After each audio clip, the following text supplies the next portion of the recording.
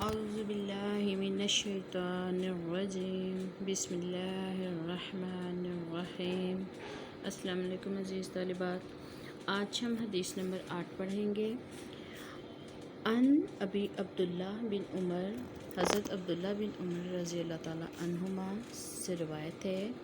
انا بے شک یقیناً رسول صلی اللہ علیہ وسلم، رسول صلی اللہ علیہ وآلہ وسلم قالا فرمایا، رسول پاک صلی اللہ علیہ وآلہ وسلم نے فرمایا، امیر تو مجھے حکم فرمایا گیا ہے ان کے اقاتلہ میں لڑوں، جہاد کروں، یعنی کہ الناس لوگوں سے، اقاتل الناس حتیٰ یشہدو، حتیٰ کہ یہاں تک کہ یشہدو وہ گواہی دیں، ان لا الہ الا اللہ، یہ کہ اللہ کے سوا کوئی معبود نہیں، وَأَنَّ محمد رسول اللہ، اور یہ کہ محمد صلی اللہ علیہ وآلہ وسلم اللہ کے رسول ہیں، وَيُقِيمُ الصَّلَاةَ، اور نماز قائم کریں، وَيُؤْتُوا الزَّكَاةَ، اور زکوٰۃ ادا کریں،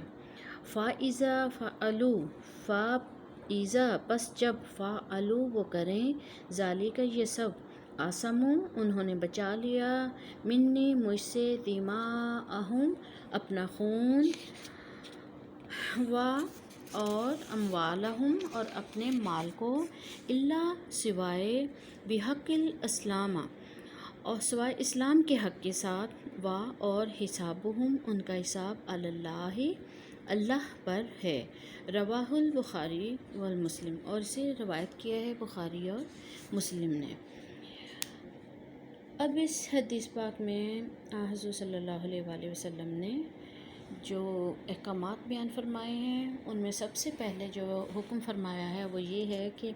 اللہ تعالیٰ نے یعنی حضور صلی اللہ علیہ وسلم کو کس چیز کا حکم دیا ہے؟ جہاد کا، یعنی کہ لوگوں سے لڑنے کا مطلب کیا ہے کہ اگر کوئی اسلام کے خلاف کام کرتا نظر آئے تو اس کے ساتھ اللہ کی راہ میں لڑائی کرنا، جنگ کرنا یا جہاد کرنا لازم قرار دیا گیا۔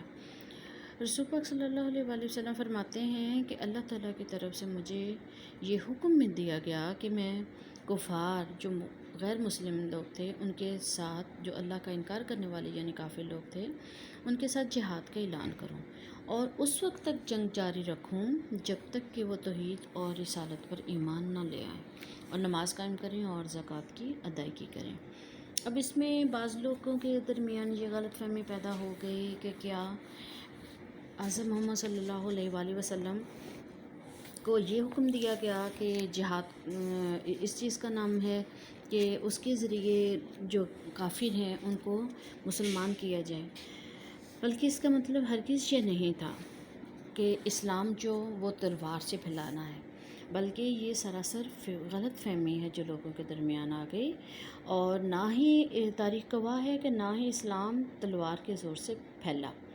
جبکہ قرآن پاک میں بھی اس کا ارشاد ہے کہ لا اکراہ فی الدین، کہ دین میں کوئی جبر نہیں، زبردستی نہیں ہے، اور اسلام جو پھیلا وہ غیر مسلموں کو زبردستی مسلمان نہیں کیا گیا، اور نہ ہی حضور صلی اللہ علیہ وسلم کا یہ حکم ہے کہ غیر مسلموں کے ساتھ کسی قسم کا کوئی جبر کیا جائے، بلکہ دیکھا جائے تو ریاست مدینہ جو حضور صلی اللہ علیہ وسلم کے دور میں آپ صلی اللہ علیہ وسلم نے اور اس سے پہلے بھی یعنی کہ جو لوگ کافر تھے کسی کو بھی یا کوئی کسی اور غیر مذہب کے تھے تو حضور صلی اللہ علیہ وسلم نے کسی کو بھی مجبور نہیں کیا، بلکہ جو بھی کوئی مسلمان ہوا وہ اپنے مرضی سے ہوا، اور غیر مسلم رعایا کی ہمیشہ مسلم رعایا نے مسلمان حکومت نے ہمیشہ ان کی بھلائی اور ان کی جان مال اور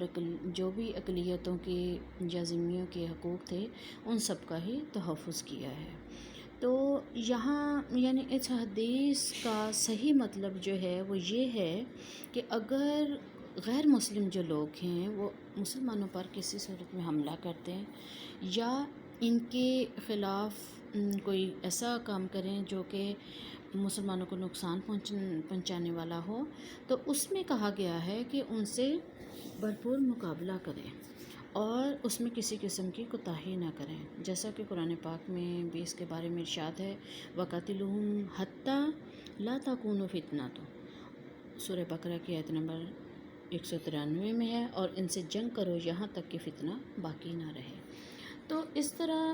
حضور صلی اللہ علیہ وآلہ وسلم نے بھی لوگوں کو اس چیز کا حکم دیا ہے قرآن پاک کے بیان کے مطابق۔ اور اس میں یہ ہے کہ دوسرے نمبر پہ جو حضور صلی اللہ علیہ وسلم نے اس میں فرمایا ہے کہ توحید اور رسالت کا اقرار کر لے۔ اب توحید کیا ہے؟ اللہ کو ایک ماننا توحید کہلاتا ہے، اور رسالت حضور صلی اللہ علیہ وآلہ وسلم کو اللہ تعالیٰ کے آخری نبی ماننا اور رسول اور پیغمبر ماننا،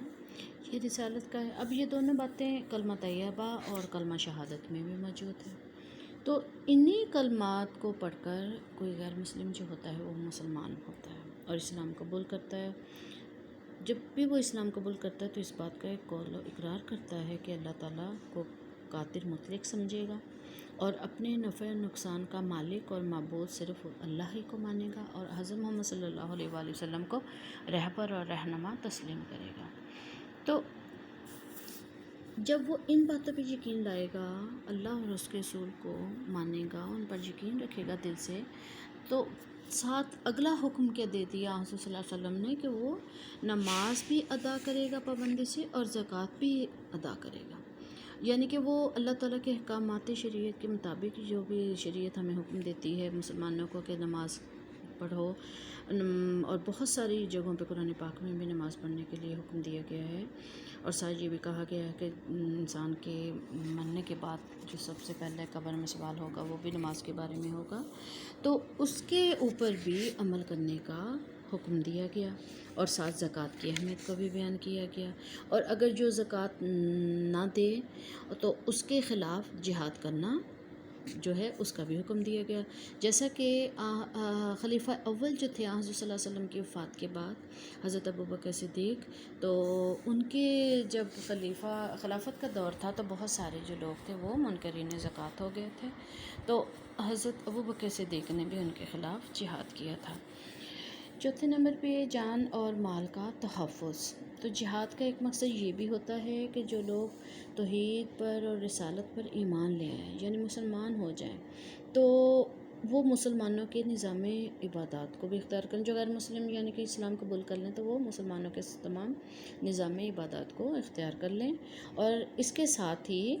ان کے جان و مال اور آبرو کا تحفظ اسلامی حکومت کا فرض اولین بن جاتا ہے۔ تو اسلام کا حق کیا ہے؟ اسلام کا مطلب یہ ہے کہ اگر کوئی آدمی یا قوم اسلام کی مقرر کردہ حدود سے تجاوز کر کے کسی جرم کا ارتکاب کرے تو اسے اس کی سزا دی جائے۔ مثلاً قاتل کو قصاص میں قتل کیا جائے گا، اور شادی شدہ زانی کو سنسار کیا جائے گا، اور چور کے ہاتھ کاٹے جائیں گے۔ اب اس میں یہ جو آخری حصہ ہے نا کہ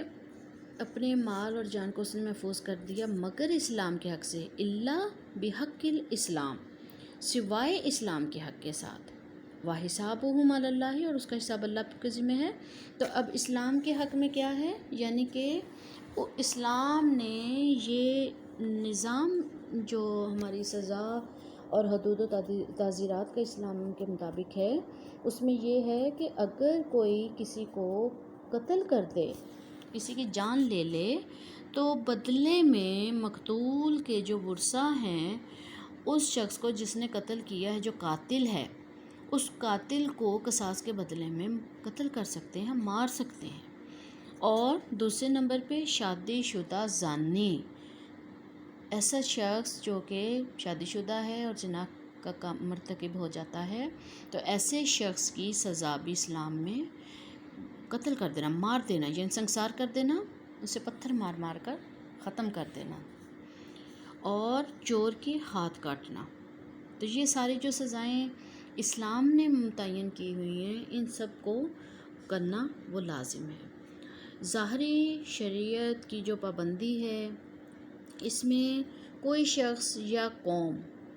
اب ظاہری کا مطلب یہ ہے کہ ظاہری طور پہ اسلام قبول کر لے کوئی بھی شخص یا کوئی بھی قوم،